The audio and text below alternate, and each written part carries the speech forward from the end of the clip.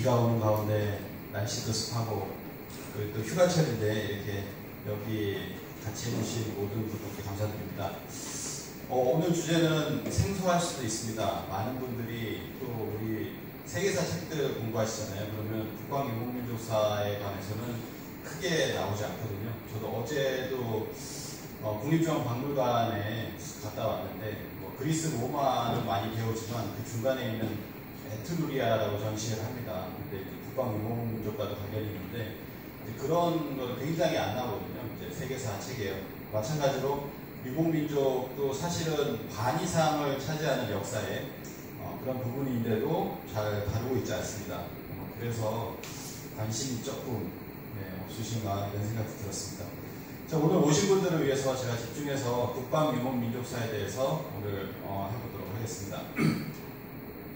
자, 오늘 국방유목민족사이다 보니까 제가 유라시안 네트워크 이사를 처음으로 소개를 드리는데요. 보통은 소개를 안 드립니다. 근데 유라시안 네트워크고요. 여기 이제 제가 이사로 있습니다. 사단법인 유라시안 네트워크는 유라시아라고 하잖아요. 유럽과 아시아라고 하는데 그쪽으로 이렇게 연결해주는 그런 역할을 하고 있는 네트워크다. 그래서 보시면은 이거는 우리나라 국립중앙박물관 3층에 있습니다. 3층에 보면 중앙아시아관이 있는데요. 그 문재인 대통령하고 우즈베키스탄 대통령이 함께 이렇게 보고 있는 장면이에요. 그러니까 유라시안 네트워크라고 하는 것은 결국엔 우리가 전 세계적으로 네트워크를 맺어야 되는데 그 중에서 우리와 친연성, 어떤 연관성이 있는 나라가 좀 그 네트워크의 중심이 되어야 되겠다라고 하는 것이죠. 우즈베키스탄도 마찬가지입니다. 이렇게 뒤에 보시면 이게 고구려 사신이 이제 교류를 했을 정도로 굉장히 오래된 역사를 자랑하고 있다. 이런 나라들이 있어요. 그래서 이런 나라들이 유라시안 네트워크의 어떤 중심이 되어야 된다라고 하는 것이죠. 그런 일들을 이렇게 하고 있고요. 유목민족 국가 중에서도 그 관련 있는 나라들이 있을 겁니다. 불가리아, 헝가리. 헝가리 하면은 우리가 이제 훈가리라고 해가지고 훈족이 세운 나라다 이렇게 얘기를 합니다. 불가리아는 이제 신용화 교수 같은 경우에는 불가족이 세운 나라다. 이제 불가족은 우리나라로 보면 이제 부여와 관련이 있다 이렇게 이야기를 합니다. 그래서 그런 나라들 보면 제가 이제 서울에서 불가리아 사람을 만나가지고 얘기를 했거든요. 당신네들도 몽골 반점 있지 않느냐 그랬더니 태어날 때 몽골 반점이 있다고 이제 얘기를 하거든요. 그래서 이제 전 세계 다 이렇게 이 반점이 30만점 또는 7성반점이라고 얘기를 하는데 어렸을 때 이렇게 멍이 든 것 세계사라고 하는 책이 있는데요. 이 책의 저자는 이렇게 얘기를 하고 있습니다. 우리는 현재를 살아가는 우리는 이제 너무도 자유롭게 배우며 살아나가고 있다. 이렇게 자유롭게 이동하고 유목민이 그런 이동을 담당했었는데 이동과 교류를 담당했었는데 지금은 우리가 그런 디지털 유목민이다. 이렇게 이야기를 합니다. 근데 과거는 어땠는가? 과거 실제 유목민의 생활은 어땠는가 한번 알아보도록 하겠습니다.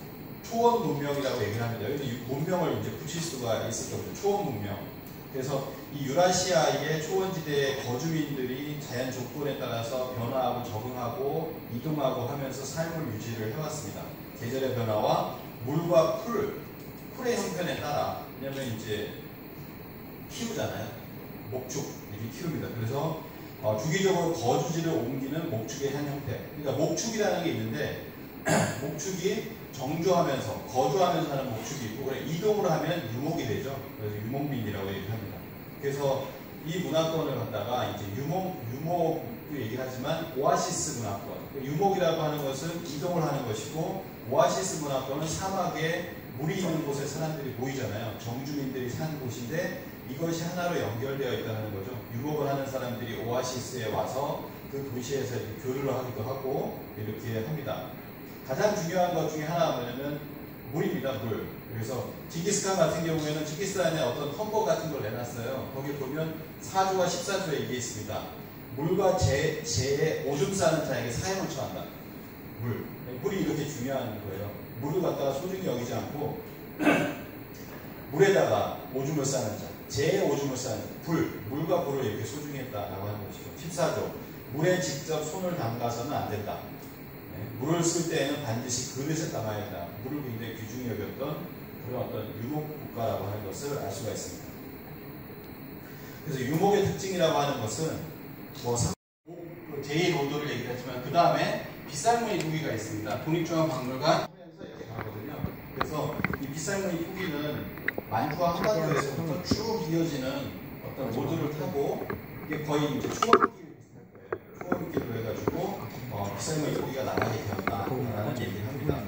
그래서 뭐 이거를 우리가 명명했다면 빗살무늬 후기 로드 좀 길죠. 예, 이렇게 얘기할 수 있을 거라고 생각하고요. 그 다음에 또 하나는 뭐냐면 우리가 알 수 있는 건 7,000년 전에 이게 울산 방구대 안각화입니다. 이게 방구대 안각화인데요. 여기 보시면은 고래, 웨이로드라고 얘기하죠. 고래 어떤 길이다 이렇게 얘기를 하는데 고래가 한 60여 마리가 있어요. 60여 마리가 있는데 잘 보시면 이쪽 왼쪽은 고래고요. 오른쪽은 목축입니다. 여기 보면 있죠? 뭐 이렇게 사슴도 있고 뭐 그렇습니다. 그래서 이걸 잘 보시면 울산 방구대 안각화는 러시아에 있는 안각화하고 거의 동일하다. 이 아래쪽이 보면 울산 방구대 안각화예요. 보시면 이쪽 왼쪽이 고래가 있고 오른쪽에 목축이 있습니다. 이제 러시아의 잘라브루가라고 하는 안각화도 역시나 왼쪽에 고래가 있고 오른쪽에 목축이 되어 있습니다. 그래서 이것은 러시아 학자도 얘기를 합니다. 이 안각화는 유명한 한국 안각화하고 아주 비슷합니다. 이렇게 얘기합니다. 그게 어디냐면요. 위치를 보면 여기에요. 그냥 러시아가 이쪽이 아니죠. 러시아요. 카렐리아라고 하는 요 곳에 보면은 여기서 좀 지나면 이제 북유럽이잖아요. 아까 보셨던. 근데 빗살무늬 통이가 나간 것처럼 여기 보시면 암각화가 동일한 유사한 구조, 거의 유사한 구조의 암각화가 있는데 여기가 7,000년, 여기가 6,000년입니다. 그럼 어떻게 가냐면 여기서부터 출발해서 그래서 이게 대륙으로 갔을지 또 이렇게 웨이로드로 해서 고래잡이가 이렇게 넘어가잖아요. 아메리카로 넘어가는데 이렇게 넘어가다가 미국에서 넘어갔을지 모르지만 어쨌든 한민족의 어떤 이동 경로라고 하는 건 이렇게 광활한 어떤 바닷길로든 또는 대륙으로든 이렇게 교류를 했었다라고 하는 것이죠. 그럼 대표적으로 이제 학계에서는 어떻게 보고 있냐면 고구려 신라부터 봅니다. 고구려 신라는 주로 초원길과 비단길을 통해서 외국세계와 소통을 했고 백제와 가야는 바닷길로 소통을 했다 이렇게 이야기를 합니다. 그래서 뭐 보시면 아시겠지만 잘 보시면요 뒤에서 보이시나요 여기 화살을 보면 여기 맥점이라고 하거든요. 이게 소리가 나는 그겁니다. 소리 하는 소리가 나요. 소리가 나면서 할 수 있죠. 화살이 나가서 굉장히 무서운 적에게는 굉장히 공포를 주는 그런 어떤 그것을 평소 때는 연습 때 이렇게 썼다라고도 얘기하는데 그래서 이것이 이제 북방 유목민족의 특징입니다. 특징을 가지고 있는 것이 고구려도 그런 어떤 기반민족으로서 어떤 이런 역할, 교육의 역할을 했었다라고 하는 것이죠. 그래서 여기가 어디냐면 아까 우즈베키스탄입니다. 우즈베키스탄의 그 사마르칸트에 가 보면은 여기 보면 벽화가 있는데요. 사절단으로 와 있잖아요. 사절단 끝에 보면은 바로 고구려의 사신이 와 있습니다. 고구려의 사신이죠. 우즈베키스탄 사마르칸 아프로시아 궁전의 벽화인데요. 이 벽화를 보시면 딱 보면은 고구려 사신들의 신라하고 똑같이 위에 깃털이 있어요. 이렇게. 깃털. 예, 깃털이 있어요. 그래서 깃털이 있는 조관을 쓰고 있고요. 조관. 조관은 언제 우리 한다국에 보면은 북벽에 해모수부터 나와요. 해모수. 예, 조관을 쓰고 있는 모습을 보여주고 있고요. 그 다음에 아래쪽에 보면 환두대도 고리가 달린 큰 장칼을 하고 있습니다. 환두대도. 다르잖아요. 여기 보면 다 다릅니다. 이게. 칼도 다르고 머리 헤어스타일도 이렇게 다르죠. 그리고 또 하나는 뭐 이렇게 손을 이렇게 하고 있는 모습도 우리의 모습인데요. 그래서 이런 고구려 사신이 여기까지 갔다. 이게 문재인 대통령이 우즈베키스탄을 가면서 또 여기 가요. 우즈베키스탄 대통령은 우리나라 와가지고 그 국립중앙박물관 3층에 있는 이거에 어떤 복제도를 보고하고 우리는 가서 진짜를 보고 뭐 이렇게 하는 겁니다. 근데 이제 그런 어떤 교류, 역사적인 어떤 친분을 얘기하려고 서로 이곳을 방문하는 것이죠. 그래서 우즈베키스탄 대통령이 딱 와가지고 뭘 얘기했냐면은 벽화를 지금 이거 뭐라고 해요? 군장대인가요? 예, 의장대 모자에 깃털이 2개가 꽂혀 있는데 이게 우리 우즈베키스탄의 벽화 속에 뭐가 똑같다. 이게 내려오는 거잖아요. 이게 고구려하고 신라에서 또 그 이전에 북부에서 이렇게 모자를 샀지만 이게 어디까지 내려오냐면 조선까지 내려오는 거죠. 우리의 어떤 모자로서 이렇게 내려옵니다. 그래서 이런 모습을 볼 수가 있고 그 다음에 그 우즈베키스탄에 있었던 사마르칸트에 보면은 온씨가 있어요. 여기는 온시가 있거든요. 그 고구려에 우리가 알고 있는 온달이 이쪽에 있는 소구드족이었다 이런 얘기를 하는 교수가 있습니다. 지배성 교수라고요. 그래서 소구디아에서 온 왕족일 가능성이 높다. 온시가 있습니다. 그리고 또 하나는 누가 있냐면은 빈춘추의 보디가드가 있습니다. 온군해라고 하는 장수가 있습니다. 그 사람도 온시다. 그래서 온달과 온군해가 소구디아에서 온 왕족일 수가 있다. 라고 얘기를 합니다. 이 소구드인의 모습을 담은 것이 신라에 보면 괴력이 있어요. 신라인이 아니잖아요. 털 막 이렇게 있고, 뭐 서양인의 모습, 중동인의 모습일까요? 그래서 이런 모습을 하고 있는 괴력이 흥덕왕릉 이렇게 있는데 이것은 뭐냐면 호위무사로 우리나라에 왔을 수 있다는 거죠. 상인들도 많이 교류를 했습니다만은 아까 온 군대에서 보듯이 호위무사 같잖아요. 그래서 그런 모습들을 이렇게 하고 있습니다. 그리고 뭐냐면 이건 뭐 페르시아 왕족과 흡사하다 뭐 이렇게도 얘기를 하고요. 그리고 소구디아 스타일의 주머니가 있어요. 이게 주머니가 있거든요. 이게 포첸체라고 하는 주머니인데요. 잘 보시면은 뭐냐면은 이 소구디아 사람들은 이 주머니를 차고 있습니다. 주머니를 차고 있는데 이게 신라에 보면 괴릉에 보면 다 주머니를 하고 있죠. 이것만 봐도 이거는 소구디아 스타일이다. 소구디아에서 왔다. 소구디아하고 또 우즈베키스탄하고 신라하고 교류를 했다는 거예요. 네, 그런 것을 우리가 확인을 할 수가 있습니다. 사마르칸트가 여기죠. 네, 사마르칸트가 여기고요. 우리나라가 여기입니다. 굉장히 가까워 보이지만 굉장히 먼 거리인데요. 먼 거리인데 이 거리를 갖다 또 하나는 뭐라고 얘기하냐면 페이퍼로드라고 그럽니다. 페이퍼로드는 종이가 나왔다는 거죠. 종이는 누가 이걸 종이를 갖다가 그 전에는 뭐냐면 여기도 뭐죠? 양피지인가요? 거기에다가 이렇게 썼었는데 여기서 고선지 장군 아시죠? 고선지 장군이 751년 8세기 이때 여기서 이제 패배를 하면서 수만 명의 노예로 이렇게 처해지게 되는데 그 중에 종이를 만드는 그 장인들이 있었다는 거죠. 그 장인들이 이렇게 끌려갑니다. 그러면서 종이가 이제 세상에 나오게 되는데요. 이 종이는 어디서 나왔냐면 채윤이 먼저 만들었다라고 얘기를 하는데 이것도 지금 뒤집어졌어요. 종이도 우리나라에서 더 오래되게 나왔습니다. 검색해 보시면 우리나라 한 120년 오래된 종이가 나왔습니다. 그래서 종이가 항상 의문이었어요. 우리나라가 인쇄소도 발달했는데 종이는 왜 채윤이지? 중국에. 그래서 그런 생각을 했는데요.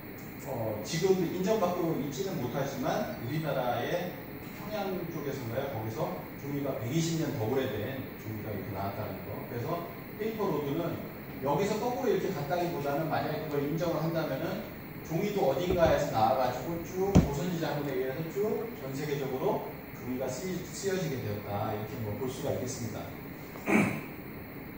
그리고 이제 페르시아의 서사시의 후시남에 보면은 뭐 이 책의 800쪽에서 500쪽이 신라 관련 내용이다. 신라의 공주가 나오죠. 예, 이 얘기가 밝혀진 지 얼마 안 됐습니다. 그래서 이란하고 왔다 갔다 이렇게 하죠.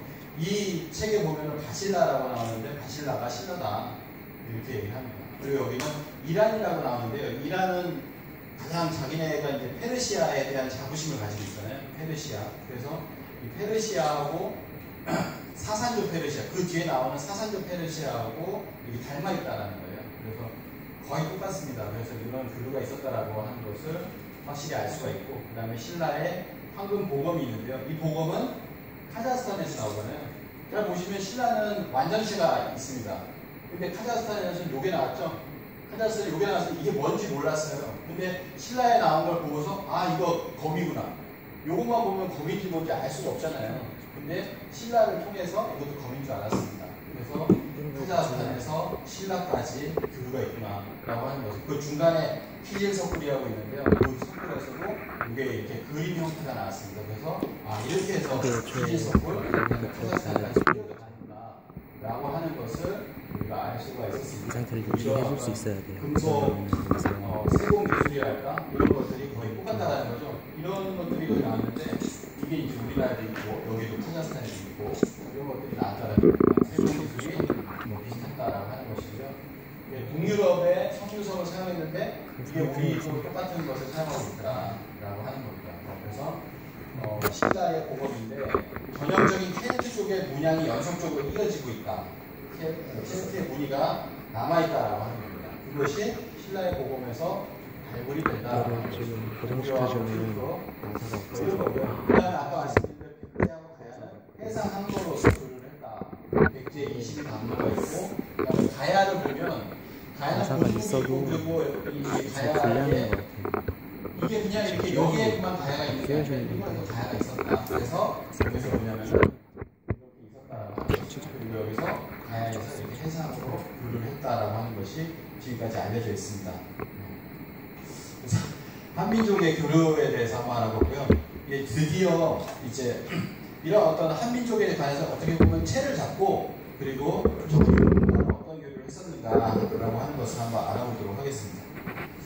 오늘 봤을 때 요거 저도 옛날에 그 오동석 작가님이라고 그분한테 강의 많이 들었는데 항상 얘기하시는 게 보면 깡과 쪼두라고 하는 거였어요. 6번 정도 듣고 이제 깡과 쪼두가 이제 뭔지 알았습니다. 그러니까 오늘 듣고서 모르셔도 돼요. 네, 깡과 쪼두. 그렇지만 깡과 쪼두가 뭐냐면 사막의 문화에 항상 이렇게 뭐 비가 오고 해가지고 초목이 있고 하면 움직이지 않아도 되지만 뭐가 있는 가뭄이 있어요. 그리고 겨울이 되면은 또 그런 어떤 재난이 있습니다. 쪼드와 깡인데요. 몽골에서는 깡과 쪼드라고 하는 두 제한이 있습니다. 깡은 집중 가뭄이고 그리고 쪼드는 강추위다.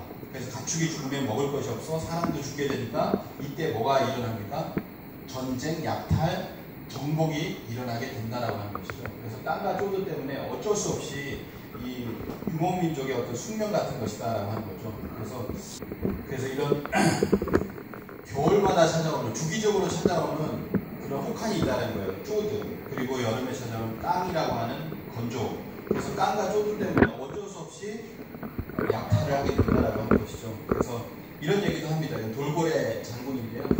성을 쌓고 사는 자는 반드시 망할 것이며 끊임없이 이동하는 자만이 살아남을 것이다 라고 이야기합니다. 그래서 지리적인 조건, 기후 조건에 따라서 수렵, 유목을 하기도 하고 이 사람들도 왜 안 하고 싶겠어요? 토착, 농경도 하고 싶죠. 근데 지리적 조건이 그러니 어쩔 수 없이 수렵, 유목을 하고 이동하기 시작한다. 근데 이동하던 이들의 역사에 큰 영향을 준 것이 뭐냐면 바로 말입니다. 말을 길들이기 시작했다는 거죠. 그래서 기본으로 가서 하기 시작했는데 이 사람들이 이렇게 얘기합니다. 말만 써질 수 없다 그러면 우리는 초원에 사는 사람들인데 길들이기 시작한 건데 5,500년 전입니다. 5,500년 전. 그래서 5,500년 전에 보면은 카자흐스탄 쪽에 보면 보타이 문명이라고 있는데 말의 이빨에서는 물릴 것에 대한 고삐를 채운 인적이 있었다. 드디어 고삐가 등장했습니다. 고삐와 재갈을 물렸다라고 얘기를 하잖아요. 말의 입에 물리는 금속막대를 이제 재갈이라고 하는데 이 재갈을 물리기 시작하면서 말을 길들이기 시작합니다. 그래서 이 보타이에서 말을 사용을 시작을 하고요. 그 다음에 아파나시에보에서 말 재갈이 나옵니다. 아파나 시에보가 여기에요. 아파나 시에보. 우리나라 여기고, 여기 보시면 여기가 바이칼이잖아요. 바이칼 옆에 왼쪽에 서쪽에 보면 아파나 시에보라고 있습니다. 여기에서 5,000년 전에 말 재갈과 승마의 증거가 출토가 되었다라고 하는 것이죠. 그래서 재갈이 나오고요. 그 다음에 말에 안정적으로 앉기 위해서 안장이 나옵니다. 여기 보면 안장 있죠? 안장. 네, 안장 있잖아요. 안장이 있고, 그 다음에 등자가 나옵니다. 발걸이가 나오는 거죠. 이것이 나온 걸 해가지고 완전 이제 세팅이 된 거죠. 마지막에 보면 등자인데요. 등자는 처음에는 스키타이나 이때는 헝겊 등자, 천으로 된 등자를 사용을 하다가 등자라는 한자가 바뀌어요. 뭐로 바뀌면 쇠금자가 들어가죠. 그래서 쇠로 된 등자가 사용되기 시작합니다. 나무 발걸이, 천으로 된 발걸이, 그 다음에 뭐가 있냐면은 바로 이 쇠로 된 그 철기 등자가 발견되면 금속 등자. 그래서 기원 후 3, 4세기에는 고구려와 선비족에 의해서 금속재 등자가 발명되면서 중무장 기사가 나타났다. 이렇게 얘기를 하고 있습니다. 처음에 보시면 이건 이제 언제냐면 BC 서기 전 한 7세기쯤 됩니다. 이때는 뭐냐면은 여기 보시면은 없잖아요.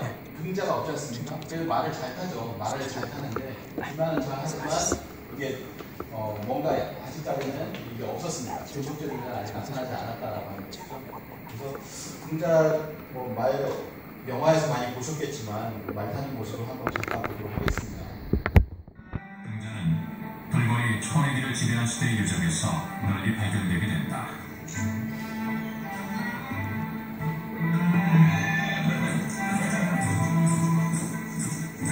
창을 걸고 허리를 띄움으로써 활을 쏘고 창을 던지는 것이 쉬워졌다.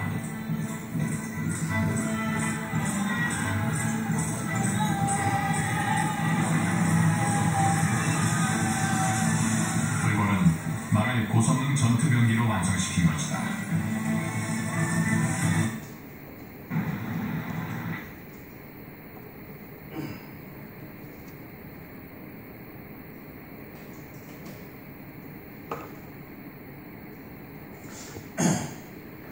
네. 갑자기 자꾸 시간이 오래 나옵니다. 이런 등자가 있습니다. 우리도 보면 이게 등자들이 그 박물관에 굉장히 많고요. 신라 시대는 가장 고급 등자가 있어요. 이렇게 이런 등자들도 있고요. 그 다음에 잘 보시면 이거는 우리나라 국보인데요. 신라관에 가면 있는 국보입니다. 잘 보시면 뭔가 조금 다르죠. 뭐가 다릅니까? 이 둘이 하나는 귀족이고 하나는 뭔가 노예라고 이렇게 볼 수가 있겠습니다. 예, 등자가 있죠. 예, 이 귀족이라든지 아니면 주인에게는 등자가 있는데 여기는 없습니다. 그죠? 등자가 없습니다. 나중에 보시겠지만 동복이 있습니다. 동복. 이렇게 동복이 있죠. 유목민족에게만 있는 동복이 있고요. 그래서 상투를 두고 있고 여러 가지로 어떤 문화를 알 수 있는 것이 것입니다. 그 다음에 이제 배사법이죠. 등자가 있음으로 해서 물론 등자가 없어도 기술력이 좋은 사람은 뒤를 돌아서 이렇게 쏠 수가 있었겠지만 또 이렇게 엎어져서 쏘고 여러 가지 기술을 하려면 역시나 등자가 있어야 됩니다. 그리고 등자가 있음으로 해가지고 뒤돌아서 쏘는 파르티안 샷 또는 배사법이라고 얘기를 합니다. 배사법의 모습은 고글에 보면 이렇게 나와있죠. 예, 좀 전에 보셨듯이. 그래서 이 활을 잘 쏘는 민족이 바로 이족이다. 우리는 그래서 종이족 할 때 이가 뭐냐면은 큰 활을 쓰는 민족이라고 해서 치우천왕 때부터 이런 큰 활을 쓰기 시작했습니다. 그래서 그런 모습들을 볼 수가 있고요. 그 유전자가 지금까지 이어져 오고 있죠. 그래서 뭐 파렴패 이렇게 얘기합니다. 그래서 이런 파르티안 샷이 있었고 이게 이제 흉노라고 하죠. 그래서 서양으로 이제 훈족이 이런 배사법을 쏘잖아요. 이 모습을 보면서 여기 이렇게 얘기를 하죠. 훈족에게 기도를 하는 거예요. 신이시여 훈족의 화살로부터 우리를 보호해 주소서, 이렇게까지도 이제 얘기합니다. 이것도 훈족의 모습이고요. 그리고 도남서구에 가보면은 또 이제 부기의 배사법이라고 얘기를 하는데 이 부기가 이제 고구려가 아닌가라는 것까지 또 추정하는 그게 있습니다. 왜냐하면 부기의 유물 자체가 고구려하고 이제 비슷하다 이런 것도 그래서 이제 그런 부분들이 있습니다. 그리고 이 백제 금동대항로인데요. 금동대항로를 보시면은 이와 같이 배사법을 말이 이쪽이잖아요. 말의 뒤를 돌아가지고 활을 쏘는 모습까지도 이렇게 보여주고 있다라고 하는 것이죠. 그래서 유목민이 세계사에 남긴 의미의 대부분은 군사적인 우월성. 이 군사적 우월성, 활을 말과 하나가 되어서 일체가 되어서 활을 쏘고 오는 모습이 이것이 군사적으로 우월성을 가지는 게 언제부터냐면은 2500년과 그랬다는 거예요. 그리고 나서 이 뒤에 새로운 무기들이 나타나고 뭐 총이 나타나고 뭐가 나타나면서 유목민족은 이제 기가 꺾이죠. 그렇지만 그 이전까지는 거의 2500년간에 거쳐서 유목, 기막, 분단 시대였다라고 하는 겁니다. 세계사가 이걸 통해서 이제 고대 중세 다 바뀌거든요. 그 다음에 이제 동복, 아까 보셨던 뭐 훈족의 동복이 있고, 이 동복이 나오는 곳이 보면은 우리나라 잘 안 나와 있지만 이 밑에까지 있잖아요. 여기 가야 지방이죠. 여기 동복이 다 나타나고 있고, 그다음에 이 동복이 어디까지냐면 저기까지. 전 세계에 없는 곳이 없어요. 이렇게 초원길, 뭐 사막길 해가지고 이거 전부 다 유목민족이 말을 타고 다니면서 이 동복을 통해서 뭐 끓여먹고 뭐 이런 거죠. 예. 오늘도 우리나라랑 똑같다 이런 얘기합니다. 김해동복, 고인물라 동복 이렇게 얘기를 하는데 아까 보셨던 것처럼 저게 이제 청동 솥이죠. 솥입니다. 그래서 이걸 재래용으로 쓰기도 한다라고 하는데 실제로는 뭐냐면은 음식을 넣고 먹는 거죠. 이렇게 보면은 예, 헝가리에만 남아있다 이렇게 국물이 있는 걸 굴라시라고 하는데 이런 것들이 실제로 이렇게 끓여 먹고 뭐 이렇게 했던 것이 바로 그걸 갖다 얹었다라고 하는 겁니다. 그리고 이제 주택을 한번 알아보면요, 이동식 주택인데 이거를 몽골어는 게르라고 하고 투르크어로는 유르트라고 게르 유르트 이렇게 얘기하면 똑같습니다. 그래서 게르 유르트죠. 유르트의 어떤 모습인데요. 이게 초목에서 이렇게 텐트를 치는 거죠. 텐트를 쳤다가 이걸 빨리 거두고, 거둘 때도 보면 칠 때도 굉장히 쉽고 그렇습니다. 그래서 이건 뭐 흉노족의 풍습인데 남쪽으로 배치한다, 뭐 이런 얘기도 있고요. 그리고 유르트는 단순한 물질 문화가 아니라 철학과 정신을 담고 있는 유산이다, 이렇게 이야기를 하는데, 이 유르트 안에 들어가면 태양을 상징하는 지붕이 있다, 실제로 그걸 통해 태양을 봅니다 라고 얘기합니다. 태양도 보고 밤에는 뭘 봅니까? 별을 보죠.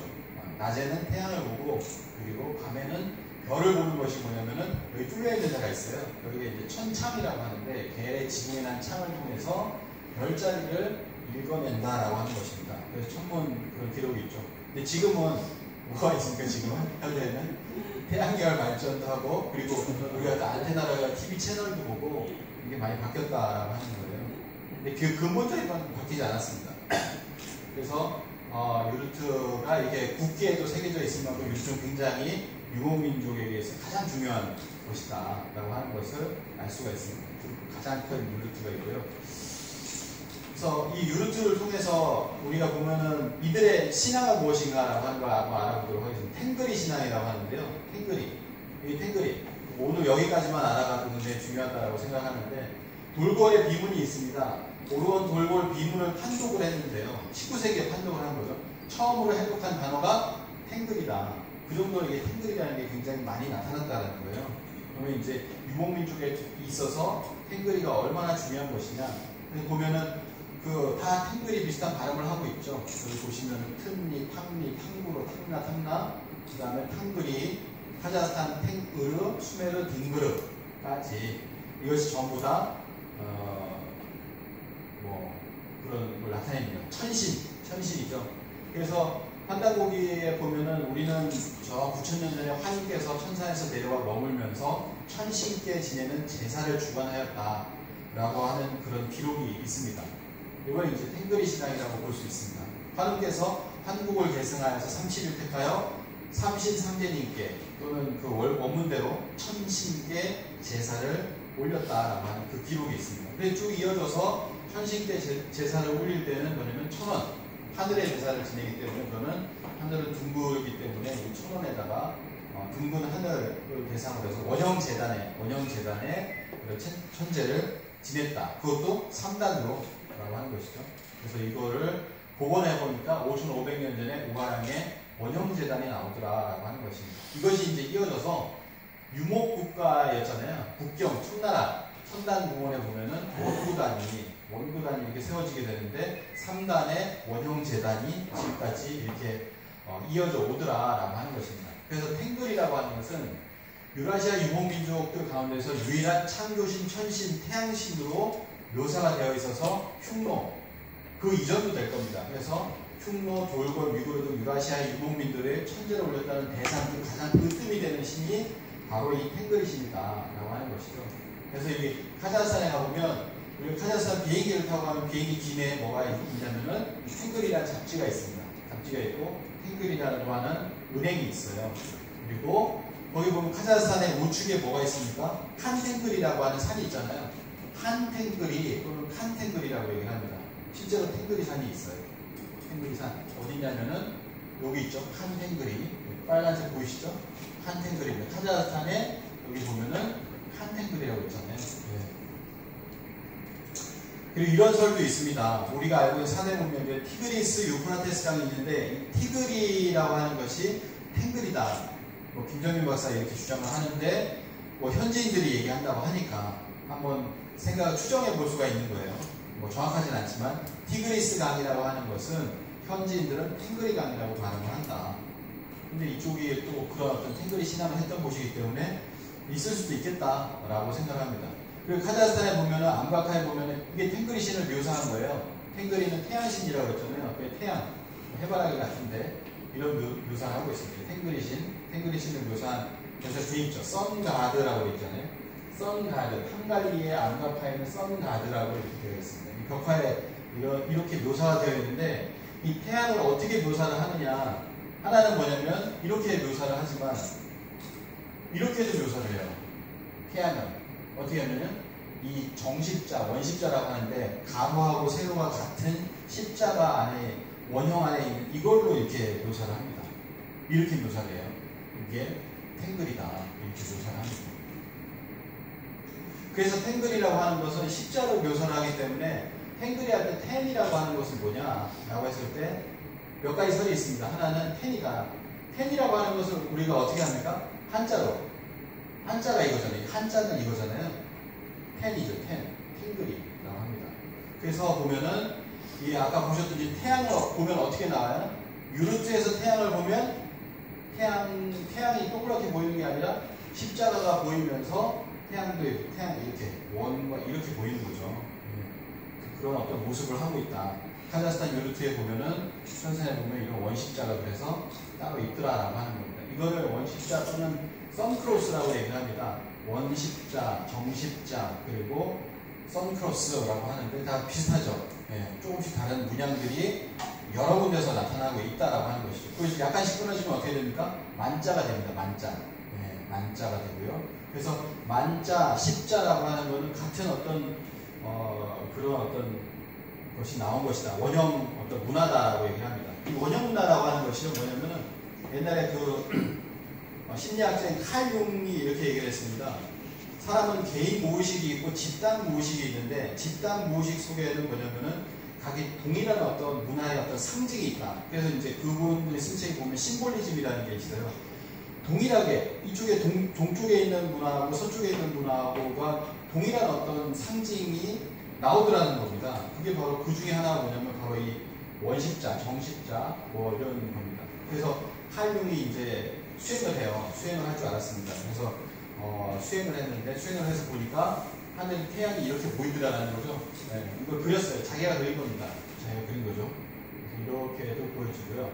그래서 로마에서도 어떻게 보면 로마도 이쪽으로 받아들여서인지 모르지만은 펜이라고 하는 거 어떻게 있습니까? 한자는 이거잖아요. 근데 로마에서는 숫자를 이렇게 표현합니다. 십자가로 표현합니다. 십자가로. 이런 것도 연관이 있을 것이다 이렇게 생각합니다. 그래서 뭐냐면은 원십자를 이렇게 표현을 한 거죠. 원십자를 표현했는데 이게 나타나는 것이 뭐냐면은 천부경에서 나타나요. 천부경에서는 일적십거라고 하는 부분이 있습니다. 그래서 일적십거라고 하는 것은 하나가 계속 운동을 하다 보면은 십수의 세상이 열린다라고 하는 것이죠. 십수 넘어갔네요. 아까 틀린데 순서가. 또 하나는 뭐냐면은 우리가 이제 팽리고도 선우라고 합니다. 흉노에서는 천자를 팽리고도 선우라고 하거든요. 팽리라고 하는 것은 탱글이죠. 팽리, 고도, 아들. 그래서 천자, 선우다 이렇게 얘기를 합니다. 하나가 중간에 잠깐 들어갔네요. 그러니까 이게 10이라는 걸 설명하다 말았는데 동학에서는 뭐냐면은 동학에서는 무슨 얘기를 하냐면은 무국세상, 신무국세상이라고 하는 것을 얘기를 합니다.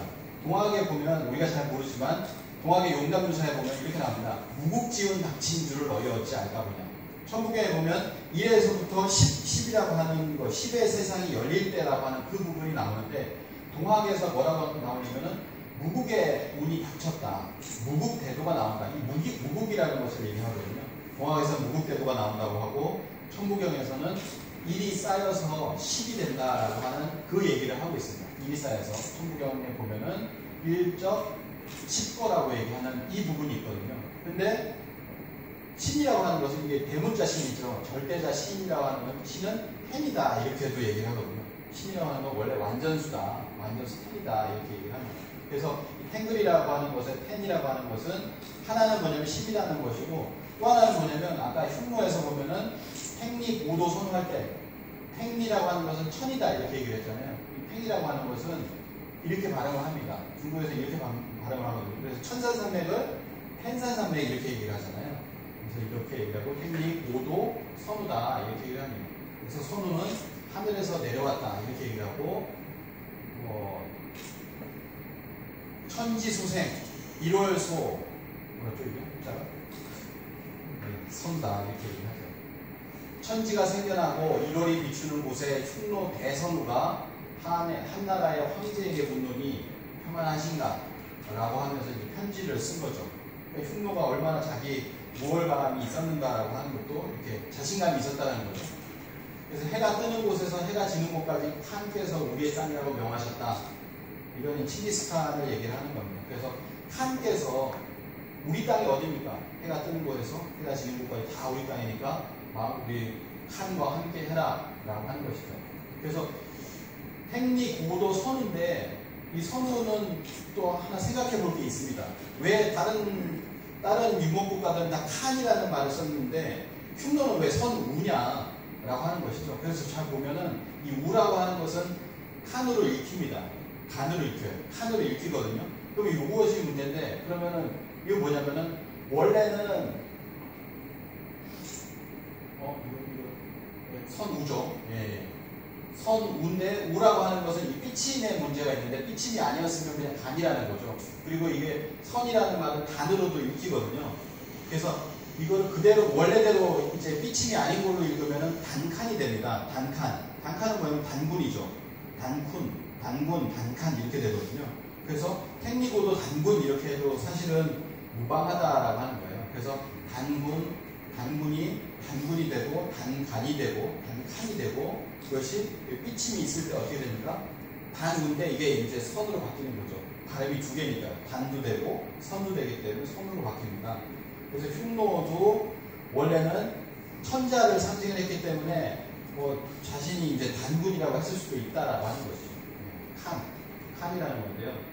흉노는 그래서 칸이라고 했을 것이다. 그리고 유연은 가한이 칸이죠. 칸 이렇게 얘기합니다. 돌궐도 칸이고 몽골도 칸이라고 했다라고 하는 겁니다. 그럼 우리는 어떠냐?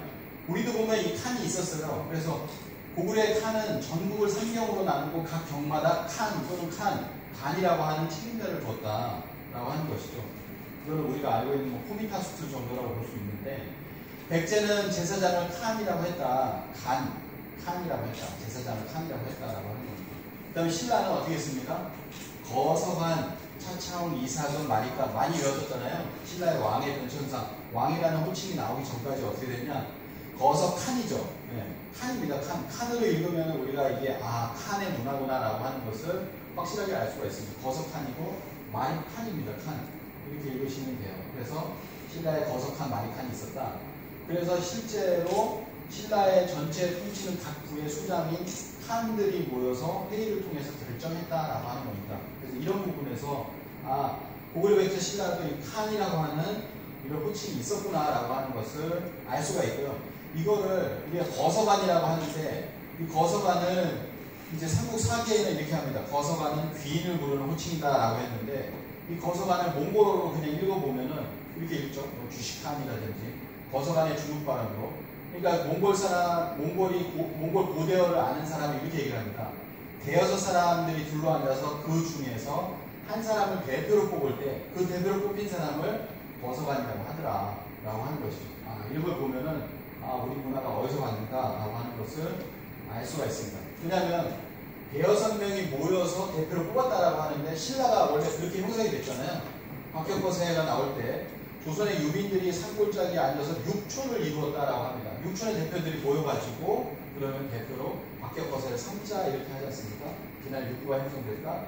근데 뭐라고 나오냐면, 이게 그러니까 그냥 삼국사기의 호칭처럼 해석처럼 귀인을 부르는 호칭이라기보다는 이 몽골 고대어를 연구하는 사람이 얘기한 것처럼 대여섯 명이 모여서 대표를 뽑을 때 대표로 뽑힌 사람이라고 하는 이 말이 더 맞다라고 하는 것이죠. 가야도 보면 데칸이라고 써 있습니다. 이렇게 가야는 유물이 나죠. 데칸이라고.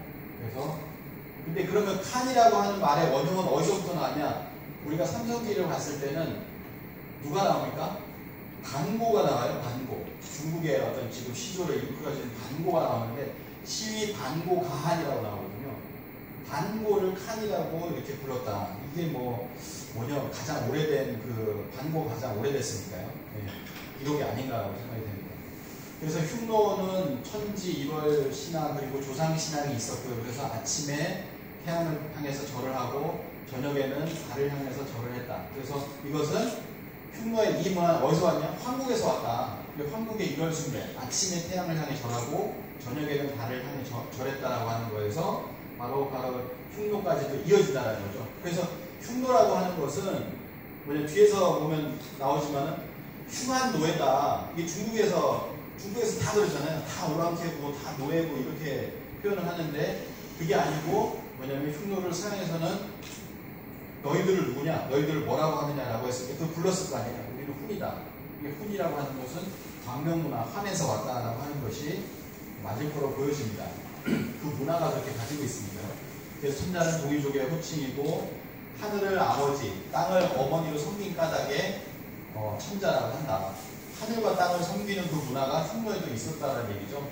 네, 숭천지 베이월, 그리고 경선조라고 해서 조상을 섬기는 문화가 있었고, 5월엔 영송대제, 천지 1월 선조에 제사를 지내는 그 문화가 있었다. 이 제사 문화에서 뭐가 나오냐면요, 1월을 상징하는 것이 용과 봉황이잖아요. 근데 용봉 문화가 저 서양으로 이렇게 퍼집니다.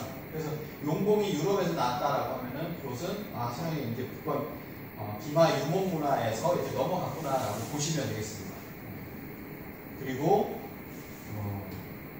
오보를 한번 보도록 하겠습니다. 오보라고 하는 것은 우리의 선왕당과 비슷한 모양으로 되어 있죠. 잠깐 보고 넘어가겠습니다. 영상을. 거리로 이어질 때마다 이 언덕에 오보가 사람들이 모여 굉장히 있다. 많습니다. 언덕 위에는 기묘한 형태를 한 둔덕이 있다. 작은 돌을 쌓아 올려 천을 담은 형태. 티베트 불교 신자들이 신성한 장소로 여기는 오보라고 불리는 돌탑이다.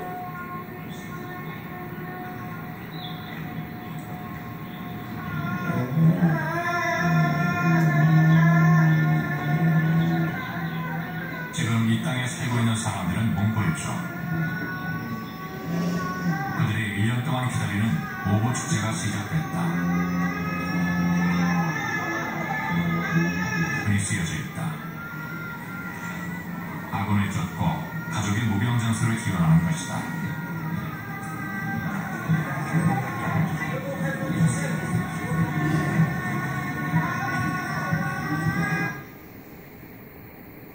많이 들으니까 시끄럽네요. 네, 그래서 이러한 비슷한 문화들이 우리나라 성황당이라든지 이런 것들 문화가 같이 있었다라고 하는 겁니다. 그래서 이런 것이 전 세계적으로 보면은 특히 이런 지역, 뭐 터키라든지 카자흐스탄, 시베리아, 몽골 이런 것이 같은 문화가 공유되고 있었다라고 하는 것이고요. 그리고 이것이 이제 나무, 생명수, 우주수, 신단수라고 하는, 이 신단수는 뭐냐면은 탱그리와 내가 하나로 만나는 어떤 신의 나무다, 이렇게 볼 수가 있겠습니다. 이 나무를 숭상하는 문화는 환웅을 모셨던 웅상이라고 하는 거에서 이제 이어져 온다라고 볼 수가 있는데요. 세계수, 우주수라고 얘기를 하기도 하고, 이게 이제 이슬람에서는 여기를 제 평생에 한 번은 꼭 가야 된다는 곳이잖아요. 그래서 그 안에 들어가면 이런 생명수 문화가 있는데 세 개가 있구나. 네, 나무가 있습니다. 나무가 솥대라고도 하죠. 그래서 생명수, 신단수라고 하는 것은 솥대와 같은 문화라고 볼 수가 있는데, 이 솥대 문화는 우리가 알고 있는 이 바이칼에 보면 13개의 세르게라고 해가지고 이렇게 서 있잖아요. 이런 어떤 솥대, 장승 문화가 있습니다. 그런 문화들이 있고요. 그리고 여기 보시면 요 위로 올라가면은, 이렇게 바이칼이고 좀 위로 올라가면은 야쿠트라고 하는 곳이 있는데, 여기도 보면 솥대가 살아있는 문화들이 있다라는 거예요. 야쿠트에 보면은 둥지 축제가 아니고 하지 축제입니다. 하지. 왜냐하면 둥지는 여기는 영하 50도 정도 되거든요. 그래서 하지에 보면은 영상으로 올라가요. 그래서 여기서 이 축제를 합니다. 솥대가 있고요. 솥대를 중심으로 해서 이 축제가 이루어지는 모습을 볼 수가 있습니다. 중앙에 있죠. 그래서 이런 문화가 이제 우리나라에 있다는 솥대 문화가 있고요. 이 솥대 문화가 머리로 올라가면 우리가 상투가 있고, 그 위로 또 뭐가 있습니까? 모자가 있습니다. 모자. 솥대 모자가 있어요. 세장식 모자가 있습니다. 그래서 우리 그 알타이, 타지릭 거기에 보면은 이런 여성의 얼음공주라고 하죠. 그 여성에 보면은 이렇게 솥대의 모자가 있습니다. 얼음공주의 솥대 있고요. 그 다음에 카자흐스탄에 가면 카자흐스탄 신부는 이 모자를 써요. 이런 모자를 쓰거든요. 이런 모자를 씁니다. 그래서 이런 모자가 있고, 이게 원나라 몽골 쪽으로 가면은 이런 모자들이 있죠. 네. 그래서 이건 알타이 계통의 풍속이다, 이렇게 얘기합니다. 세 가지로 가는 소대 형상에서 유래했을 것으로 짐작된다. 이렇게 얘기를 하고 있습니다. 칭기스칸에 사는 툴루이와 그의 아내인데요. 아내 보면은 다 이거죠. 다 이런 모습들을 하고 있습니다. 그래서 이런 것이 이쪽의 문화라고 하는 겁니다. 이게 이제 몽골이라든지 뭐 알타이라든지 여성들만 하는 걸로 보이지만은 이와 같은 문화가 고구려에서는 조우간, 아까 보셨던 조우간이죠. 그리고 이것이 쭉 이어져가지고 이렇게 이어집니다. 이렇게 이어지죠. 이런 모습들을 볼 수가 있습니다. 그리고 공분이 우리랑 비슷하죠. 쿠르간이라고 하는데 이렇게 공분이 있습니다. 공분이. 그래서 이것이 광범위하게 펼쳐져 있는데 알타이에서 나왔고 중앙아시아로 넘어가서 남부 러시아로 가서 쭉 이렇게 이어집니다. 유럽으로 전해지는데 유럽으로 전해지면서 문화가 같이 전해집니다. 쿠르간, 대형 고분의 문화를 가진 유목민들이 유럽으로 들어갑니다. 여기서 이제 쭉 들어가는데요. 사실은 어제 제가 박물관에 갔다 왔는데 박물관에 보면 로마거든요. 로마에 있는 문화였는데 여기까지 좀 들어갔을 걸로 어느 정도까지는 들어갔을 걸로 이렇게 생각이 되어지고 있습니다. 알타에 보면 155개의 쿠르간이 있다. 이렇게 카자흐스탄 이스게 쿠르간 이런 거죠. 카자흐스탄이 있을 수 있고요. 그 다음에 쿠르간 속에는 이게 부부가 보건되어 있는 모습도 있습니다. 쿠르간이라고 하는 것은 고대 투르크에서 유래한 말로 공분이 있는 분묘를 가리킨다 이렇게 얘기를 했습니다. 그래서 이 쿠르간이 우리나라에 보면 신라의 공분들이 굉장히 많잖아요. 100개 이상의 어떤 그 신라의 공분들이 이렇게 있는 것이죠. 카자흐스탄에서 알타이 쿠르간, 그 다음에 우크라이나의 쿠르간, 직담 쿠르간, 무덤 형태, 그 다음에 이게 쭉 넘어와가지고 신라의 적석 목박군이라고 해서 굉장히 많잖아요. 신라에 가보면은 경주시에 가면은 황남동에 대릉원이 있습니다. 대릉원에 가보면 다 이렇게 돼 있잖아요. 여기서 이제 금관이 다 나오지 않습니까? 금관이 다 나왔어요. 처음에 금관이 딱 나오니까 깜짝 놀라가지고 이거 금관총이요 라고 이렇게 명명을 했는데 모든 게 다 뚜껑 열어보니까 다 금관이 나와요. 그래서 머쓱해졌죠. 모든 이게 다 금관이 나오는 겁니다. 이런 금관들이 이렇게 나오고 그리고 거기서 이제 모든 금관에는 구곡이 있죠. 구분옥이 있습니다. 그래서 이런 문화들이 이루어진다. 그리고 이제 유목문화에서 이제 뭐냐면은 우리의 어떤 삼신문화가 공통인데요. 하늘의 삼신, 땅의 사만. 그래서 땅을 다스릴 때 셋으로 나누어서 다스린다라고 하는 것이죠. 그래서 카자흐스탄도 셋으로 나눠서 오르타주스, 울루주스, 크스주스로 이렇게 나누어서 다스린다. 3분할 체제. 쉬운 말로 했을 때 3분할 체제다. 중앙이 있고 좌가 있고 우가 있습니다. 3분할 체제를 했다라는 거죠. 그래서 이 책에 보면 유목민의 눈으로 본 세계사를 보면 좌, 중앙, 우라고 하는 3분할 체제도 역사상 상당히 광범위하게 확인되고 있다. 특히 몽골권을 몽고지로 하거나 적어도 그곳에서 기원한 유목국가의 경우에는 예외 없이 중앙과 좌우 날개로 이렇게 되어 있다고 하는 것이죠. 카자흐스탄 그리고 몽골 제국의 삼울루스라고 하는 거 있고요. 그리고 그것의 원형이 뭐냐면은 바로 단군 조선의 사만관경제입니다. 더 오래됐잖아요. 단군 조선의 지난 마한 변환이라고 하는 이 사만관경제, 셋으로 나누어서 통치한 여기에서부터 전부 다 비롯됐다라고 하는 것이죠.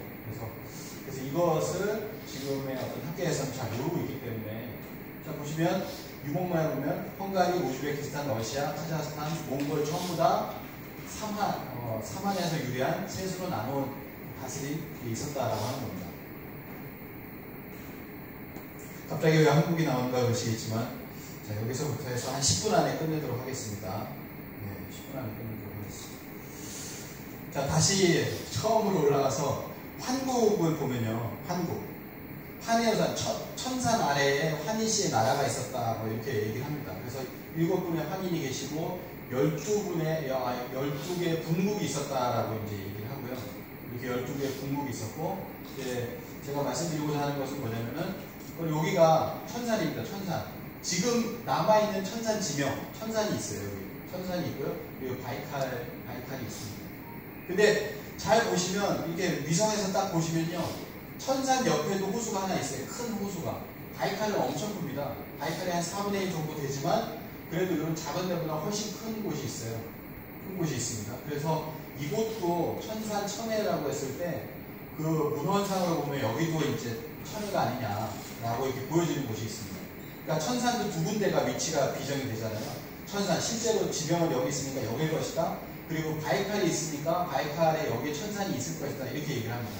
마찬가지로 뭐냐면은 거꾸로 천산이 있으니까 여기에 있는 발하슈라고 하는 호수가 천해일 것이다. 이렇게도 이제 얘기를 한다는 거죠. 왜냐하면 천해의 동쪽 땅에 천산이 있다라고 하는 얘기가 삼성기 하에 나오기 때문이죠. 천해의 동쪽 땅, 천해의 동쪽 땅에 천산이 있거나 천산이 있으니까 그 좌측에 서쪽 땅에 천해가 있겠지라고 하는 두 가지 생각이 있는 겁니다. 그렇게 보면 다 세팅이 돼요. 그래서 천산산맥에 있는 곳은 발하슈라는 것이 있고 여기는 바이칼이라고 하는 것이 있습니다. 그래서 이걸 잘 보시면은 우리가 실제로 문화사상은 바이칼호에서 비롯됐다 이렇게 또 얘기를 하고요. 한국인의 시원적인 출발점이 바이칼을 떠나온 사람이라면 앞으로 유라시아의 주역은 한국인이 될 확률이 굉장히 높다 뭐 이렇게 얘기를 하는 사람도 있습니다. 근데 바이칼에서 유래를 했죠. 한민족이 DNA를 봤을 때.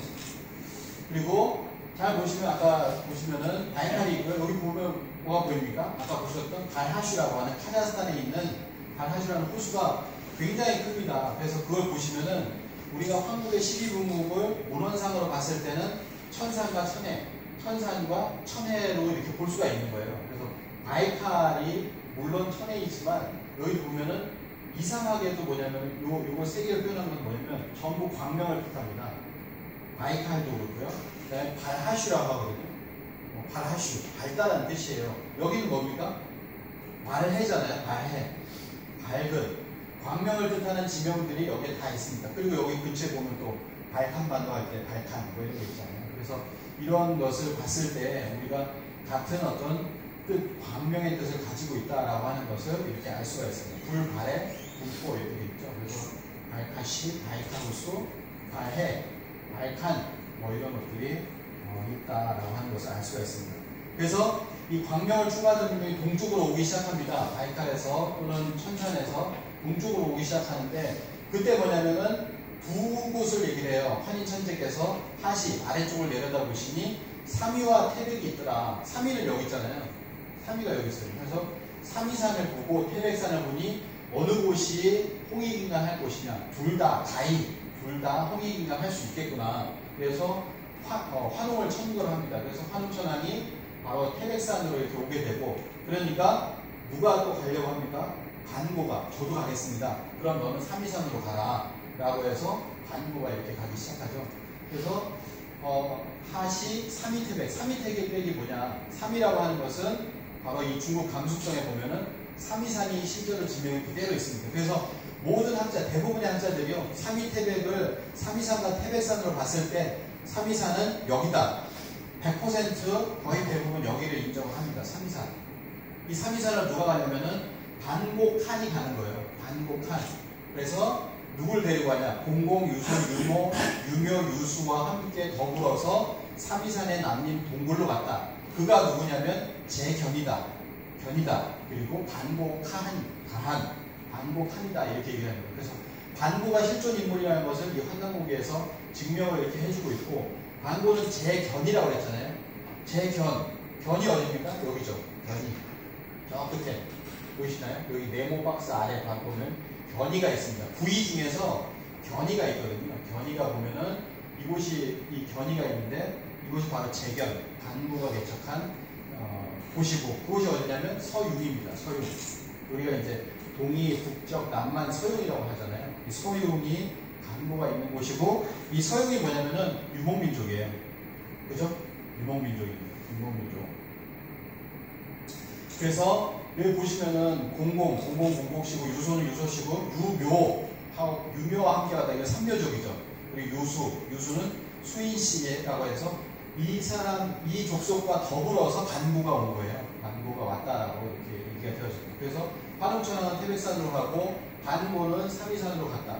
그런데 뭐가 또 하나 나오냐면 금악산이 나옵니다. 알타이산이 하나 더 나오거든요. 왜냐면 삼성기에서는 삼위태백이라고 나왔지만 태백일사에서는 어떻게 나오냐면은 금악과 삼위와 태백이 있는데 이렇게 나옵니다. 금악과 삼위, 태백 이 세 곳을 환희께서 살피시고 이렇게 나오거든요. 삼국유사에도 보면은 삼위, 태백이라고 이 두 군데만 나오는데 금악이 못 띄워집니다. 그럼 금악은 누굴 보냈을까라고 하는 그 의문이 남는 거죠.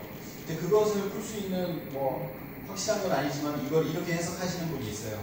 왜냐하면 임재 교수라든지 아니면은 누구죠? 신용화 교수라든지 이런 분들이 해석하기를 이런 유물이 하나가 있습니다. 유물이 하나가 있는데요.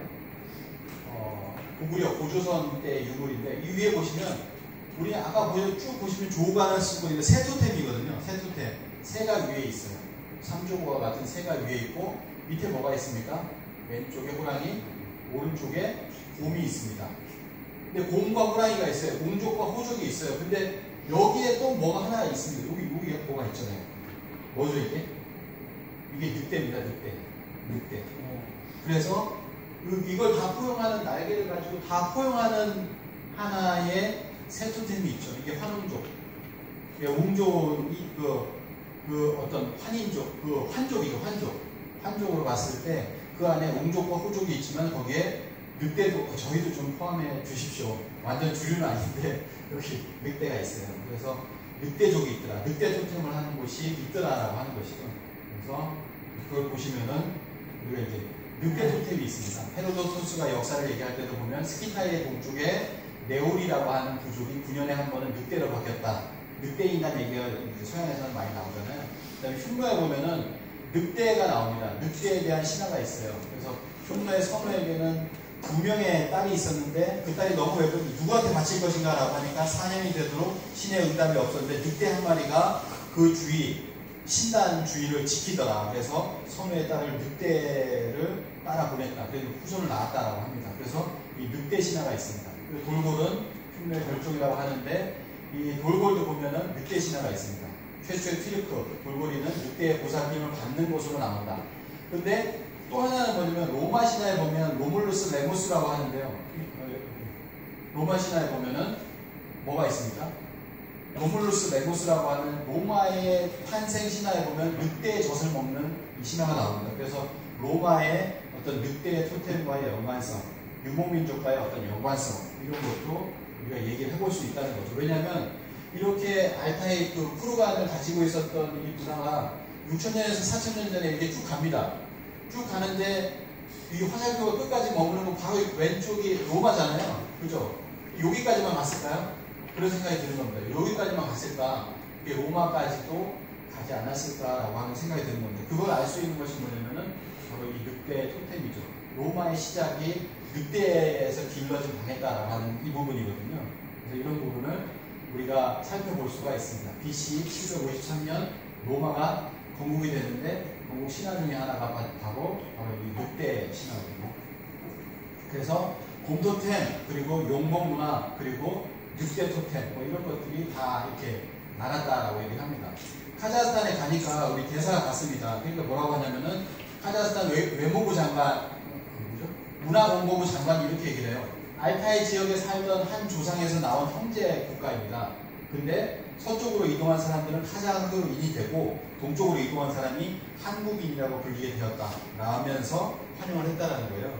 그러니까 알타이라고 하는 것이 금악인데 이 금악으로도 누군가가 이렇게 갔었다라고 하는 것이죠. 알타이. 여기가 알타이입니다. 금산, 금악이라고 얘기를 합니다. 그래서 금악, 삼이, 태백으로 이렇게 갔었다라고 하는 것을 우리가 알 수가 있고요. 그래서 이 위쪽을 아까 보셨던 그 사하공화국이 있는데 여기는 알단이라고 하거든요. 알단은 금을 뜻한다. 그죠? 에벤키 말로 알단은 금을 뜻한다. 금악. 그래서 이 황금 문화가 가장 그 에피스가 뭐냐면 신라에서 이제 열매를 맺게 되는데 신라의 금관, 전 세계 금관이 13개가 있는데 그 중에서 신라와 가야 금관이 9개가 있다. 전 세계 금관의 종주국이 바로 신라다. 이런 얘기를 합니다. 근데요, 신라는 그 아까 공군들 보셨잖아요. 그 무덤을 안 팠어요. 10분의 1도 안 팠습니다. 그래서 무덤을 만약에 100개를 더 파서 본다라고 하면은 금관이 족족 나왔기 때문에 금관이 한 100개는 나올 것이다. 이렇게 보면은 진짜 완전히 금관에 관해서는 이렇게 확실히 이제 종주국이라고 이렇게 볼 수가 있는 거죠. 신라의 금관 중 지금도 몇 개 안 꺼냈는데도 이제 전 세계 금관의 종주국이다. 이건 뭐냐면 금 동관하고 틀려요. 이거는 100% 순금을 얘기하는 겁니다. 순금. 그래서 이제 스키타임만 하고 마치도록 하겠습니다. 제일 먼저 유목문화에서 가장 먼저 국가를 세웠던 것이 스키타이다. 물론 그 이전에 세웠던 국가가 있을 수도 있지만 기록상에는 그렇습니다. 헤로도토스라고 하는 분이 이제 서양의 역사학의 아버지라고 하는데, 이분이 이제 스키타이를 기록을 했기 때문에 남는 거예요. 유목민들은 이렇게 얘기합니다. 기록자들인 정주민이 기록을 했기 때문에 유목민이 등장을 하는 거예요. 유목민이 기록을 안 했기 때문에 정주민이 필요에 의해서 기록을 저쪽에서 스키타이가 들어온다 라고 하니까 스키타이 기록하잖아요. 그러니까 이제 남아있는 겁니다. 그러니까 원래는 스키타이나 그 족속 그 이전에 훨씬 더 오래전에 있었다라고 볼 수가 있는 거죠. 근데 기록에 남아있는 것으로 봤을 때는 BC 8세기라는 겁니다. 이때에 스키타이가 최초로 등장을 했다. 그래서 스키타이는 중앙아시아 남시대전에 서쪽으로 이주해 왔다는 것을 받아들이고 있다. 이렇게 얘기를 합니다. 그래서 스키타이의 시조에 관해서는 이 헤로도토스가 들은 얘기를 그냥 기록하는 거예요. 옛날이 지금처럼 뭐 각주 쓰고 뭐 이런 것이 아니라요. 그냥 역사를 기록할 때 그런 이야기들을 꼼꼼히 사실에 입각해서 이제 기록을 하는 거예요. 그래서 스키타의 시조는 태양신 제우스, 헤라클레스 이런 얘기가 나오는데, 이거는 고대 그리스 뭐 이런 신화들과 차용을 해서 아마 이렇게 우리도 이제 불교 뭐 스팝이라는 얘기를 하잖아요. 합쳐지는 거죠. 그런 것이 아닐까라고 생각을 합니다. 그래서 이제 스키타이 보면은 스키타이의 지역은 이렇게 있습니다. 천선산맥이 있고 이쪽에 스키타이라는 것이 2800년에서 이렇게 등장을 했다라고 하는 것이죠. 그 이전에 이렇게 이동을 했고, 스키타이 문화는 여기까지 왔다라는 거죠. 여기에서 켈트고 여기는 스키타이고 여기 이제 로마가 있습니다. 이탈리아가 있고요. 그래서 카자흐스탄을 중심으로 해서 보면 카자흐스탄이라는 나라에 처음으로 등장한 게 스키타이고, 그 다음에 흉노 돌골 이렇게 얘기를 합니다. 그래서 스키타이는 스키라는 말을 그리스에서 처음에 스키타라고 얘기를 하거든요. 저는 여기서 이제 습이라고 생각하는데, 습이라고 이렇게 들었을 것이다 라고 생각하고요.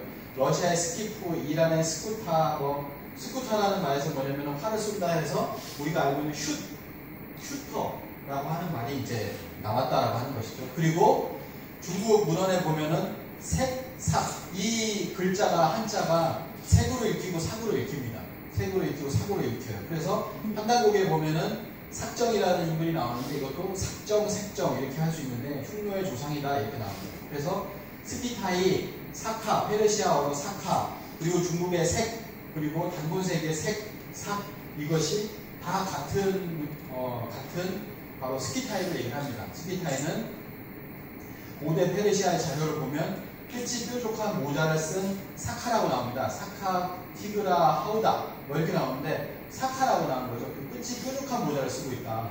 지금까지 봤었던 끝이 뾰족한 모자를 쓰고 있는 사람들이죠. 근데 이게 이제 그 카자흐스탄의 발굴을 맺던 황금 인간이에요. 끝이 뾰족한 모자를 이렇게 쓰고 있죠. 끝이 뾰족한 모자를 쓰고 있는 여기 보면 스키타이인들이라고 얘기가 되어지고 있습니다. 스키타이인들. 그래서 여기 보시면은 우리로 보면 우리는 이제 이걸 쓰고 있죠. 조우관을 쓰고 있는 이 모습인데, 이게 이제 사카인입니다. 알타인이고, 그 다음에 중국에 보면 이런 게 있고 이렇게 있습니다. 그래서 이것이 전부 다 비슷하다라고 하는 것을 누군가 이렇게 그려주셨어요. 그리고 같은 스키타인들이 쓰고 있는 꿀잔입니다. 꿀잔. 우리나라 신라 꿀잔 뭐 이런 거 같죠. 꿀잔. 술 마시는 잔이죠. 이런 것들이 동시에 또 이렇게 나오고 있습니다. 그래서 단군세기의 이 기록이 굉장히 소중한데요. 이걸 모르면은 유목민족의 어떤 뿌리를 알 수가 없어요. 근데 3대 가륵당군 때, 3대니까 거의 단군 조선의 초기입니다. 초기에 3대 가륵당군 때 욕살 삭정을 약수에, 여기 약수 지역에 유배를 시켰다. 그 땅에 봉했는데 삭정이 흉노의 시조가 되었다. 흉노지조라고 나오거든요. 흉노의 조상이 되었다. 그러니까 흉노의 뿌리가 되는 것이 여기에 색정이라는 거예요. 삭정이라는 거예요. 삭정. 이 시대가 언제냐면은 지금으로부터 한 4100년 전이죠. 근데 중국 문헌에서도 뭐냐면 흉노는 어디서 왔냐? 하우시의 후예다라고 나옵니다. 하우시가 뭐냐면은 하우시가 언제냐면 이쯤 되거든요. 그러니까 얼마 차이 안 나요. 중국 문헌에서 얘기하는 어떤 흉노도 보면은 그 흉노가 하우시의 후예다. 이렇게 흉노의 시조다. 이렇게 나옵니다. 그래서 유목민족의 시조가 누구냐라고 했을 때 흉노의 시조가 삭정으로 나온다라고 하는 것이죠. 삭정으로 나오는데, 똑같은 얘기 계속 썼네요. 근데 뭐가 나오냐면 돌골에서 보면 돌골의 선조는 삭국에서 나왔다라고 하잖아요. 삭국에서 나왔다. 흉노의 북쪽에 살았다. 이렇게 나옵니다. 이 삭국이 어디냐면 삭정, 이렇게 생각할 수 있는 거죠. 묘유랑 삭정을 갖다가 유배를 시켰는데 그 사람이 세운 나라가 삭국이다. 이렇게 볼 수가 있는 거예요. 삭이라는 것이 똑같으니까요. 근데 뭐가 나오냐면은 우리나라에 보면은 단군조선이 세왕조로 바뀝니다. 세왕조가 있잖아요. 47대 당군인데 1대 당군에서 21대 당군이 있어요. 제1왕조입니다. 그리고 22대 당군 때 색불로 당군이 쿠데타를 일으켜요. 색불로라고 하는 우연왕이 쿠데타를 일으키는 거죠.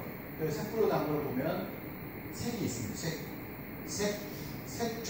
색족의 불로다, 불로당군이다. 뭐 이렇게 볼 수가 있는 거죠. 그래서 색점에는 색국이 있고 색삭이 있고 그것이 색불로다. 이건 추정입니다. 추정인데 한번 생각해 볼 수가 있어요. 왜냐하면 단군조선 때는 제1왕조 때 이렇게 있다가 소태장군 때 그때 누가 등장하냐면은 색불로의 할아버지가 등장합니다. 고둥이라는 사람이 공을 세워요. 공을 세우니까 이 고둥을 뭘로 봉하냐면 우현왕으로 봉합니다. 좌현왕, 우현왕이라고 하는 흉노에서 나오는 그 우현왕이라는 명칭이 나오거든요. 그리고 그 우현왕을 세습하는 사람이 누구냐면 색불로예요. 우현왕인데 좌현왕이었던 사람에게 세습을 해주려고 하는 겁니다. 단군의 자리를 갖다 물려주려고 하니까 색불로가 쿠데타를 일으키죠. 쿠데타를 일으켜서 단군의 자리에 오르면서 제1왕조가 무너지고 제2왕조 3조선 시대로 들어가게 됩니다. 그래서 제1왕조가 1048년, 그래서 우리나라 문헌은 대부분은 1048년으로 이렇게 나옵니다. 단군조선 1048년, 기자를 껴넣기 위해서도 그렇지만 1048년으로 나오는데 두 번째가 이제 860년 색불로 당군으로 이렇게 시작을 합니다. 그래서 뭐냐면 이렇게 나오죠. 아까 보셨던 것처럼 고등의 손자 색불로가 우연왕을 세습했다. 노세한 소태장군이 서우여에게 제위를 물려주려고 하자. 색불로가 반발하고 주의 세력과 수렵족, 여기 수렵족이 나오잖아요. 수렵족 수천을 모아서 녹산에서 스스로 단군으로 즉위를 하니까 소태장군이 그냥 색불로 당군에게 물려주자라고 하면서 옥책과 국보를 내주고 서우여를 서민으로 패하고 말았다. 서우여에게 물려주려고 했는데 서우여는 서민으로 패하고 그리고 이 색불로에게 물려줘서 22대 쿠데타로 무혈 입성을 하게 된 것이죠. 이렇게 바뀝니다. 여기에서 보면 단군조선은 만이나 변환이 됐는데 흉노는 천자 밑에 우연왕, 좌현왕이 있는데 단군조선의 우연왕이라는 말이 여기서부터 나와요. 22대 바로 이전부터 해서 우연왕 제도가 나옵니다. 그래서 이 제1왕조인 그 사마는 뭐냐면요. 사마는 이렇게 됩니다. 어디냐면 항상 황태자가 권력을 승리하는 게 아니었어요. 2대부터 21대까지를 보면은 9명은 장관이 능력이 검증돼서 단군으로 추대됐다. 우가에서 나오고, 우가에서 7명 나오고, 양가에서 2명이 발굴되고, 나머지 2명은 능력자를 발굴했다. 개방적이고 경쟁적으로 능력이 검증된 자를 단군으로 추대하는 전통이 확립되었었다라고 하는 거예요. 근데 그 뒤에 누가 나오냐면은 바로 색불로 당군이 나오면서 그때부터는 뭐냐면은 전부 아들이 세습을 합니다. 누구한테 물려주지 않고 딱 잡은 거예요. 그래서 그냥 그런 어떤 것이 완전히 틀리게 되었다라고 하는 것을 알 수가 있습니다. 그리고 이제 삭국이 나왔고요. 그래서 이런 면에서 뭐냐면은 우리가 스피타이가 색족, 사카족, 삭족이라고 하는 것을 흉내의 어떤 원조인 것을 우리의 어떤 문헌, 판단국의 문헌을 통해서만 이렇게 알 수가 있다라고 하는 것이죠. 그래서 이런 어떤 유물들이 있었고요. 그리고 이것이 이제 이분이 사카족의 왕자라고 합니다. 사카족의 왕자. 카자흐스탄에서 유일하게 찍은 사진입니다. 그래서 보면은 뭐 이렇게 서로 틀려요. 서로 틀린데 이게 사카족이고, 그리고 황금인간이라고 하잖아요. 제가 이걸 왜 가져왔냐면 이 황금에 관한 모든 어떤 유물들이 나온 걸 가지고서 이렇게 모델 마네킹에다가 이렇게 해보니까 황금인간이라는 거예요. 이렇게 세팅을 해놨죠. 근데 우리나라에 보시면요, 황금이 더 화려합니다. 여기 뭐 귀걸이부터 해가지고 위에 왕관, 그 다음에 허리띠, 황금 허리띠에다가 밑에 가보시면 아시겠지만 황금 신발 있잖아요. 황금 신발까지 쫙 세팅돼서 나오거든요. 그러니까 우리도 뭐냐면은 어떻게 보면 신라도 황금 인간이에요. 신라도 황금 인간의 어떤 모습을 하고 있다는 것이죠.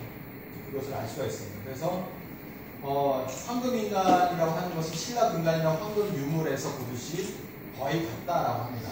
이런 어떤 문화가 스키타이부터 우리까지 이렇게 또 같다라고 하는 것을 이제 볼 수가 있다는 것이죠. 그래서 이제 이렇게 해서 이제 흉노로 이어지게 되는데, 흉노는 사기의 기록을 통해서 아까 보셨듯이 정주자의, 유목민은 기록이 없었기 때문에 정주자의 기록에 의해서 남아있는 거기 때문에 흉폭하다, 그리고 잔인하다, 그리고 뭐 다 표현이 그렇게 돼 있잖아요. 근데 그걸 다 믿을 수는 없는 겁니다. 그래서 흉노를 그렇게 표현을 해놨지만 뭐 이렇게 흉노, 허뮨, 뭐 이렇게 우리가 알고 있는 이제 가을이 되면 천고마비라고 하는데 두려워서 표현한 것이죠. 그들이 가을에 온다는 거예요. 그들이 흉노, 훈족이 가을이 되면은 먹을 것이 없으니까 여름에 살을 찌워서 말을 살을 찌워가지고 그들이 찾아온다. 그걸 막아야 된다라고 해서 만이장성. 얼마나 이제 그것이 뭐냐면은 정주민과 유목민의 사이에 이제 이 만이장성이 이제 세워져 있는 거죠. 그들이 찾아오는 거예요. 그래서 그런 모습으로 해서 이제 이렇게 그려놨다는 거죠. 이제 우리가 알고 있는 뮬란, 흉노가 이렇게 그려져 있습니다. 훈족이 이렇게 그려져 있죠. 그리고 이 만이장성 바깥에 뭐가 있습니까? 괴물이 있잖아요. 그레이트 월이라고 하는 그걸 보면은 괴물로 그려져 있습니다. 괴물들이 막 찾아오는 거죠. 서양에서도 마찬가지입니다. 서양에서 기록했을 때 훈족은 바바리안, 야만인 이렇게 그려져 있습니다. 전부 바바리안이라고 했어요. 그리고 뭐 이제 우리는 다르죠. 우리는 흉노는 우리에게서 분리해 나간 우리의 동족이다 이렇게 얘기합니다. 흉노, 선비, 몽골은 우리의 동족이다 이렇게 얘기를 하고 있습니다. 그래서 원래는 훈족은 광명 문화에서 왔다라고 하는 것을 알 수가 있고요. 이게 이제 훈족의 원류가 바로 우리일 것이다라는 것은 독일 다큐에서도 얘기를 해놓고 있고 이종호 박사나 이런 사람들에 의하면은 결국에는 우리 동족으로 간 것이다. 가야 신라의 일부가 또 뭐 고구려 백제 일부가 부여의 일부가 그런 사람들이 이제 간 것이다 라는 것으로서 얘기를 하고 있습니다. 신라는 이제 흉노의 조상 뭐 이렇게 얘기를 하고요. 한민족하고 이런 뭐 고리가 있다. 뭐 이런 얘기도 있습니다. 오나라 삼국지의 오나라 상권이 고구려의 11대 동천왕을 부를 때 선우라고 불러요. 선우는 흉노의 천자를 선우라고 부르잖아요. 근데 고구려의 왕을 선우라고 부릅니다. 네, 뭐 이런 것도 있었죠. 그래서 좀 넘어가겠습니다. 좀 넘어가서 마무리를 하면요. 유럽까지 이제 등장을 합니다. 훈족이 이제 유럽까지 등장을 하고, 그리고 뭐냐면은 유럽의 훈족, 지금까지 이게 계속해서 논란이 되었던 거예요. 유럽으로 간 훈족과 흉노족이 같은 거냐, 같은 종족이냐. 근데 지금은 유전적으로 밝혀졌습니다. 최근에, 몇 년 전에 밝혀진 거예요. 그래서 지금까지 우리는 계속 주장을 해왔죠. 훈족은 흉노족이 유럽으로 가서 훈족이 되었다라고 하는 걸 옛날부터 주장을 해왔는데, 이제 그것을 DNA로서 검증했다라고 하는 겁니다. 그래서 이제 마지막으로 이제 말씀드리고 마치도록 하겠습니다. 유럽의 역사라고 하는 것은 오늘 말씀 못 드렸지만 북방 기만 민족의 유산과 결합하는 과정이다라는 결론을 낼 수가 있고요.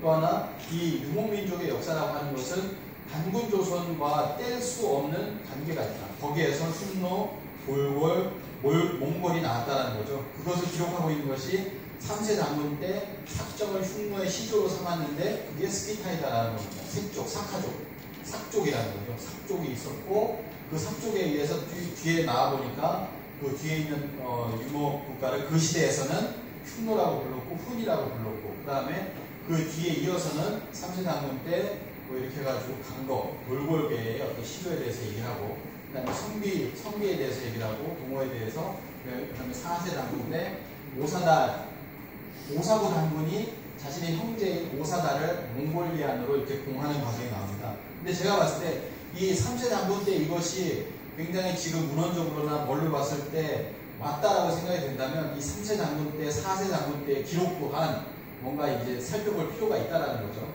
이런 어떤 몽골에 관한 부분도 다 살펴보면은 연구를 해볼 필요가 있다라고 하는 겁니다. 그래서 이 고조선은 북방 유목민족과 이러한 어떤 큰 밀접한 관계에 있다라고 하는 것을 말씀을 드리고 오늘 북방 유목민족 사에 대해서 사실은 뭐 간략하게 이렇게 훑어봤는데 시간이 제가 준비한 것은 일단 여기까지 해서 마치도록 하겠습니다. 감사합니다.